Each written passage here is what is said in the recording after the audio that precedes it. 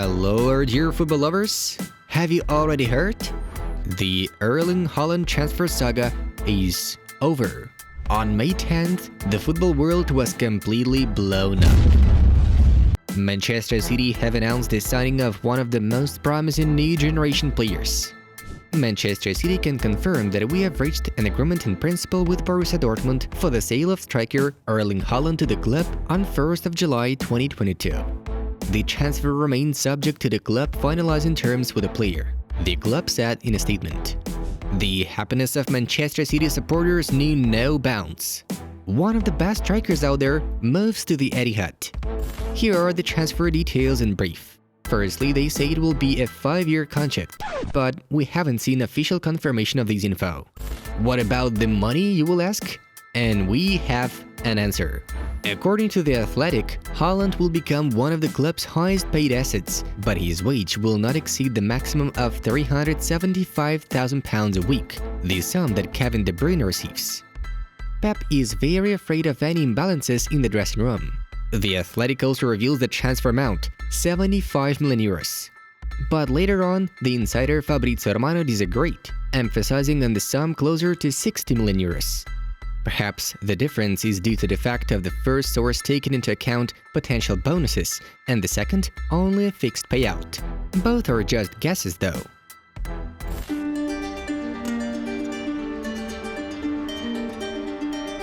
In fact, the citizens will have to shell out a lot of cash, but not for the amount of the deal. In this regard, the club simply activated the Norwegian release clause.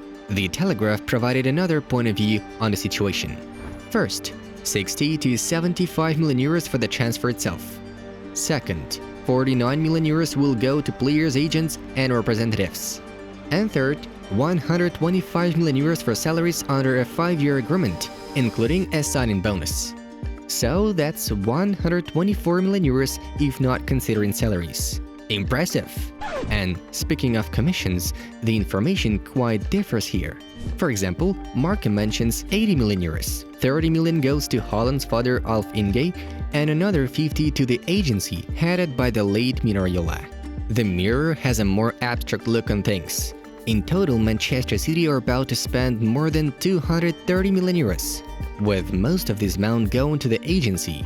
Anyway, a hefty commission for the Sky Blues, perhaps the biggest for them yet.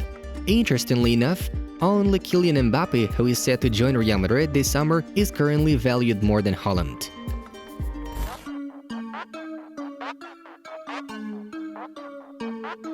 We've also gathered for you the most diverse reactions to Haaland's move from managers and experts.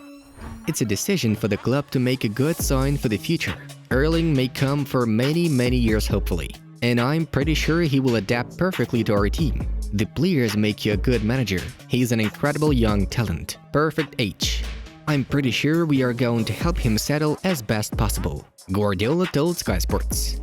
Haaland will make Manchester City a lot stronger. He's a good player.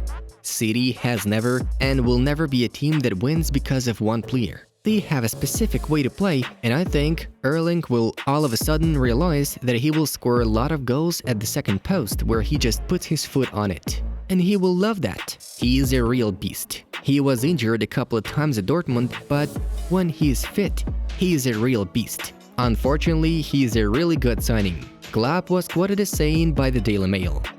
It makes Man City stronger, of course it does. But I look at it a different way. Haaland is not going to elevate City to a different level. They are already at the level of getting 96 to 100 points a season. There will be a small difference in certain games. You think back to Manchester City's semi-final defeat to Real Madrid. If Haaland is playing, you would expect City to get through. City are already at the highest level. Over the last 3 or 4 years, consistency-wise, over the last 3 or 4 years, they have probably been the best in Europe. It's just to make a small difference in the biggest of games.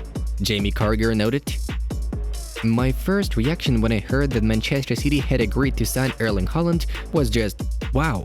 I don't want to say he is the missing piece in the team, because City have been excellent for the past couple of seasons anyway, while mostly doing without a recognized striker.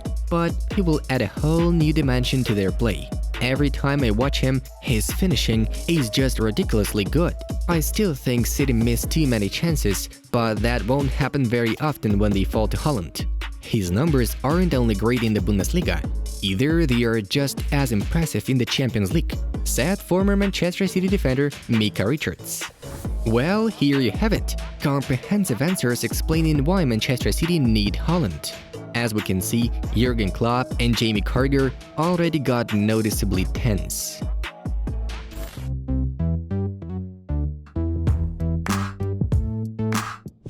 And now let's discuss the pros and cons of having Erling Haaland at Manchester City. Starting with positive aspects of the deal.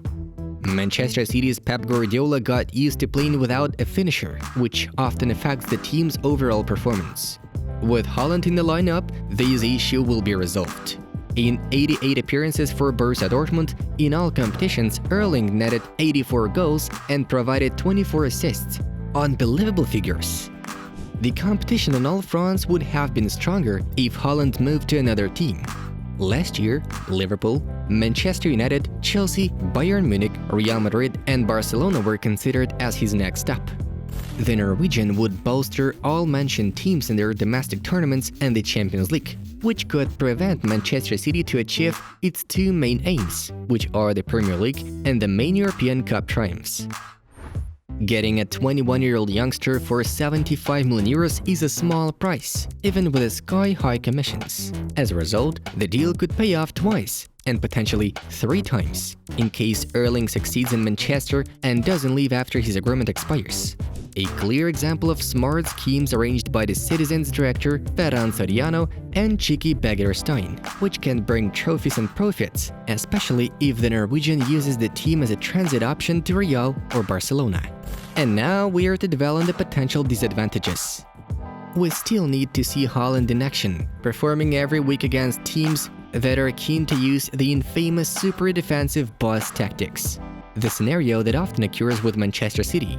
While witnessing the Norwegian spell in Dortmund, you could notice how he uses the pace and strength to run straight into free spaces and get his job done. In the Citizens camp, however, he cannot be allowed such luxury. He will have to deal with top defenders.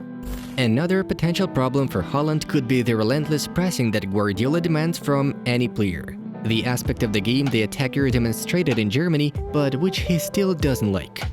The Citizens and their fans may be a little bit concerned about Haaland's alarming injuries rate, which Dortmund tends to vaguely describe as muscle problems that have left him missing a third of the Bundesliga's fixtures this season. Similar struggles limited the number of his appearances for the Hornets and the national team in the previous campaign. Guys, based on everything you've heard, what prediction would you give for Haaland's first season in Manchester City? How many accurate shots will he score? What trophies will the Sky Blues be able to lift above their heads with Erling in the roster? Share your opinions in the comments below. We believe that Haaland may well be the missing link for the squad to finally grab the Champions League gold. As in recent seasons, the Citizens lacked mere details to win the whole thing. It's this little detail that such a super forward can compensate, hungry for great victories. As for the Premier League matters, everything is stable here. They clash against Liverpool until the finish line. No changes are expected. How many goals should we predict? Let's focus on the number of 30 plus in all tournaments, which might be a good indicator for his debut season. Still, it's better not to worry about injuries. And that's all for today, friends. It was Inside Football. We watch football from a different angle. Have a nice one, and see you in a bit.